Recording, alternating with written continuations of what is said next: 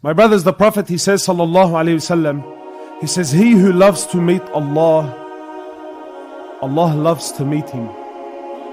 And he who hates to meet Allah, he who dislikes to meet Allah, Allah Jalla Jalalu dislikes to meet him.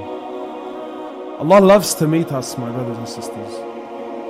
Allah Jalla Jalalu didn't create us so He can punish us. Hasha lillah, it's unbefitting to Allah. It's unbefitting that the King of Kings, the one that owns the heavens and the earths, creates a weak creation only so that He can punish him. It's not how it works, my brothers. Allah Azza wa Jal loves us. The human is more beloved to Allah than the angels. It's the most honorable of Allah's creations. Allah didn't create us to punish us. Allah didn't create us to make things difficult. Allah gave us a deen, He gave us a sharia that to the untrained eye, to those who just don't know, sometimes the sharia can come across as why? Like, why is this? Why can't I do this? Why can't I go there? Why? And then sometimes that can be understood as in, brother, like this, that the deen can be difficult. But wallah, my brothers and sisters, if you were to know, every single command of Allah is nothing but rahmah, especially the ones that you dislike. It doesn't change Allah, my brothers. In fact, the Prophet, he says, sallallahu alaihi wasallam, this may even be hadith Qudsi, if every single one of us was to sin, if every one of us was to sin and sin until all of us became like the most toxic, the worst heart, the biggest criminal on earth, if every human being was to sin and sin until we became like the most corrupted and the most criminal heart on earth, doesn't change Allah in the least. Doesn't change Allah. And the opposite is true. If you were to worship Allah, if we were all to worship Allah until we all became like the most pure and the most purified and the best of hearts, doesn't change Allah. Allah's the King before me, after me, during, whether I pray, I don't pray, I fast, I don't fast, I accept, I don't accept. Allah's the King. Allah owns the heavens and the earths. Allah subhanahu wa ta'ala doesn't need. When Allah tells you and I, don't do this, or do this, or stay away from this, that's only Allah's rahmah. It's only Allah's rahmah. And Allah has created a paradise, the likes of which no eye, Allah mentions in the Quran, the likes of which no eye has ever seen, no ear has ever heard, no human mind or heart has ever imagined or can possibly comprehend. You can never talk about Jannah. We can mention whatever Allah's mentioned, but you can never have a proper description. How do you describe it? Like, as a human being, we need a point of reference. My brother, if I said to you, brother, I went to some island somewhere and I ate a fruit and it was the most incredible fruit I ever ate. Naturally, as a human being, you're going to ask me, brother, what does it look like? How do I describe it to you? So you're going to tell me, I don't know, does it look like a banana? Does it look like I need a point of reference. But what do I compare it to? There's nothing on earth like it. How does Allah describe to this limited human being what Jannah is? How does He do it? You're limited. You're limited in your understanding. Allah says what He's created. Who did Allah create that for? Allah didn't create us to make things difficult. Allah wants us, and you see this again and again. Allah's rahmah, Allah subhanahu wa ta'ala's ability to forgive, it's incomprehensible. Wallah, it's beyond imagination. Allah gives the human chances after chance. The Prophet, he says, sallallahu alayhi wa sallam, it's my son, Sarani, bro, Sarani.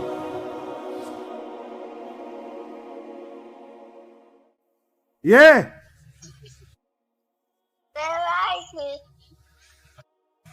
They told me I don't want to cuss. Lucy, I'll call you back. Don't call me Baba.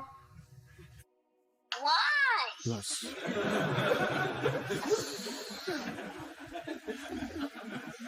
I told him, don't call me. Wallahi, I told him. Hello, watch. He's got to keep calling. Where was I, man? SubhanAllah. Allah subhanahu wa ta'ala, Allah's ability just to forgive. The Prophet, he says, sallallahu alayhi wa sallam, He says, sallallahu alayhi wa sallam, He says, when one of you commits a sin, Allah subhanahu wa ta'ala writes one sin. But when any one of you does a good deed, Allah subhanahu wa ta'ala writes down 10 and He multiplies it. Allah doesn't plus. It's not like if you did one good deed, Allah gives you 10 and then Allah subhanahu wa ta'ala pluses more. Allah multiplies. Who does that? 10 multiplied by 700 by Allah multiplies, Allah multiplies. You do one bad, Allah subhanahu wa ta'ala gives you one sin. You do one good deed, the minimum you get is 10. So why is Allah subhanahu wa ta'ala doing that? So many doors for forgiveness. Sometimes you're not even conscious of it. You say astaghfirullah, Allah forgives you. You make wudu, Allah subhanahu wa ta'ala forgives your sins. You make salah, Allah subhanahu wa ta'ala forgives your sins. You come to the masjid and you pray in jama'ah, Allah subhanahu wa ta'ala forgives your sins. You attend the Jum'ah prayer, Allah subhanahu wa ta'ala forgives your sins. You sit in a gathering where Allah subhanahu wa ta'ala has mentioned. Wallah, I don't understand.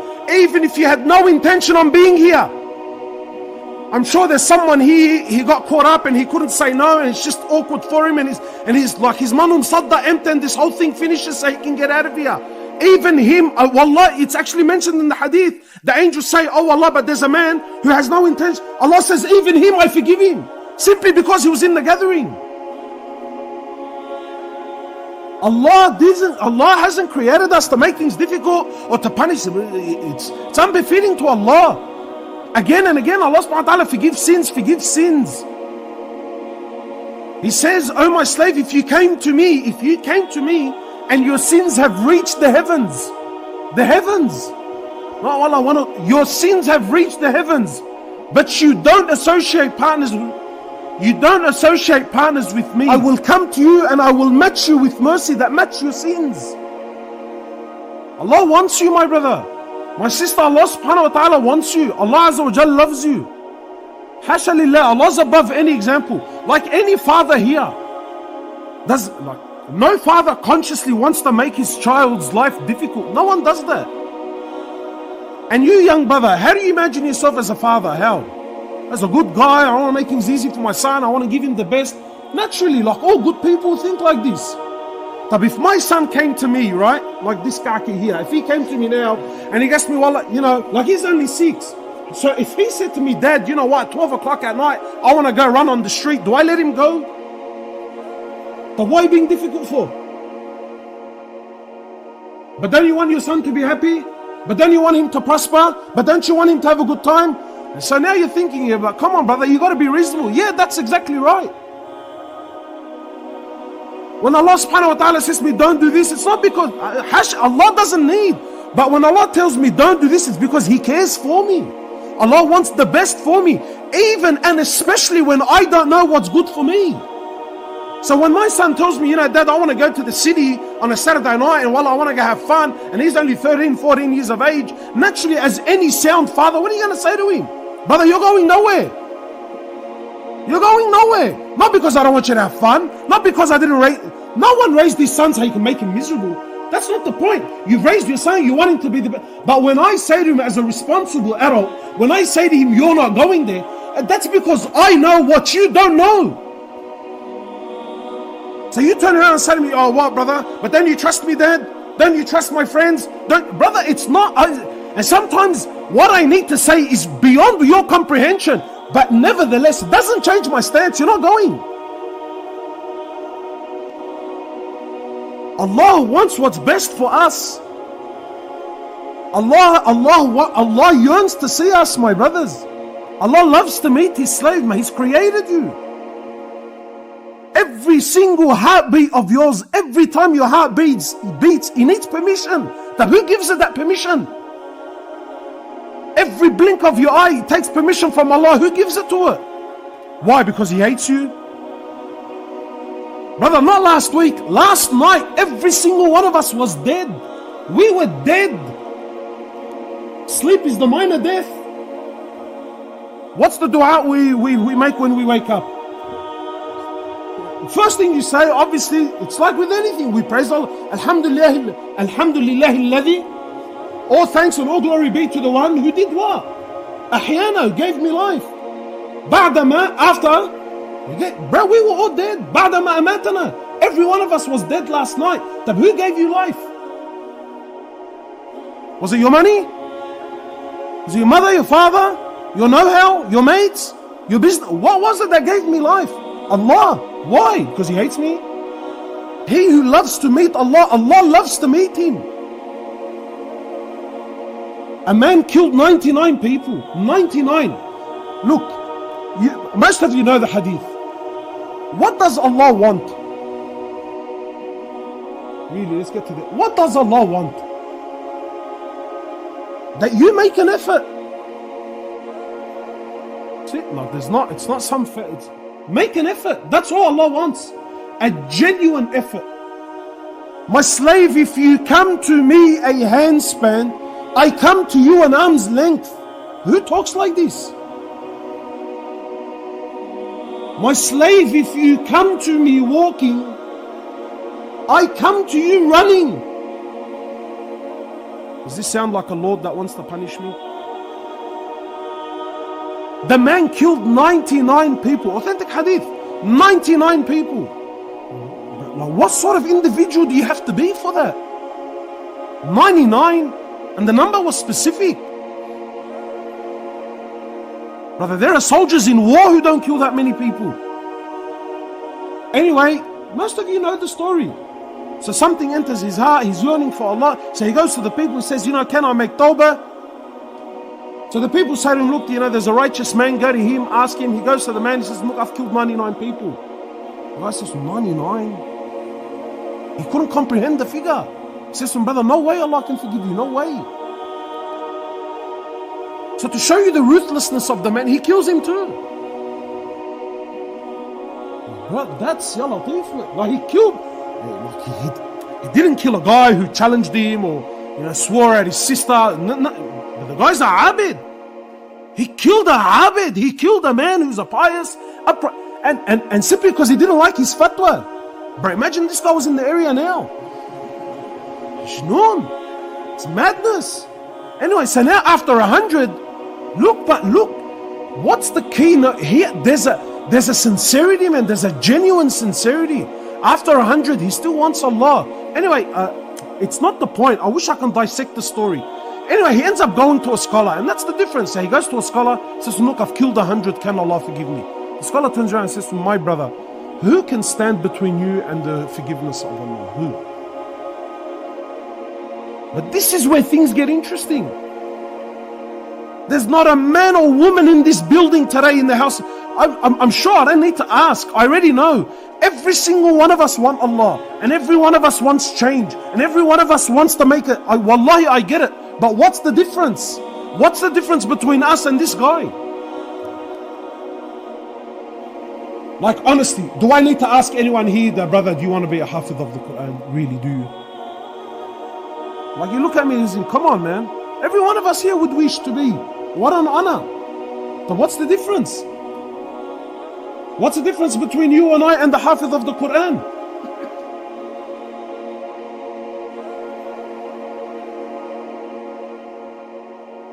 So he says to him, but my brother, yeah, Allah can forgive. He says to him, but look, and this is it right here. He says, but in order for you to complete your tawbah, and he says to him, brother, you need to leave this town. You need to leave. You're surrounded by corrupted people here. You need to leave this town and you need to go to a place where there's good people and they will help you and they will assist you towards your tawbah. And that's it right there. We want forgiveness. We want change, but I'm not prepared to pack up and leave. Now this doesn't necessarily mean I need to leave my area. Brother, you're not prepared to leave your friends. You're not prepared to change your ways. You're not prepared to change your surroundings. You're not prepared to give up your haram earning. Brother, I'm not prepared. But I want Allah's forgiveness. Yeah, but it doesn't work like that. So this man, being true and genuine, he packs his bags. He's on the way to the town of forgiveness. Wallahi, read the hadith. It's incredible. On the way, Allah takes his life. So the angels of mercy come down and the angels of punishment come down, and then there's a dispute. The angels of punishment say, no, hang on, this man's ruthless. He's killed 100 people. So the angels of mercy trying to argue on his behalf. They said, yeah, he killed 100, but he's making tawbah. The angels of said, no, he was on the way to tawbah. He didn't complete it. So it was a genuine discussion. So Allah Azza wa Jal, He sends down a third to be a judge between the two. He says to them, measure the distance of the earth. If he's closer to the town of sin, then let the angels of punishment take him. And he's closer to the sound of, and if he's closer to the town of good, well then let those angels take him. So they measure the distance. Unfortunately for him, he was closer to the town of sin. is a man that killed 100 people. Allah Azza wa Jal orders the earth to change its dimensions. Allah threw physics, science, mother nature, whatever, Allah threw it all out of the window. None of it applied, none. A man who killed 100 people, Allah changed the world. He moved the dynamics, the physical exist. Allah Azza wa Jal changed the dimensions of the earth and made him what? One handspan. To the town of good, that he said to the angels, take him. The angels of mercy, take him. It's a man who killed 100. He who loves to meet Allah, Allah loves to meet him. So in short, my brother, what does Allah want from us? Just genuine steps. No luggage. No luggage. We all want Allah, but there's luggage. Wallah, brother, look, I really want to change, but this, but that. Alright, so what do you, I don't know. What do I say to you?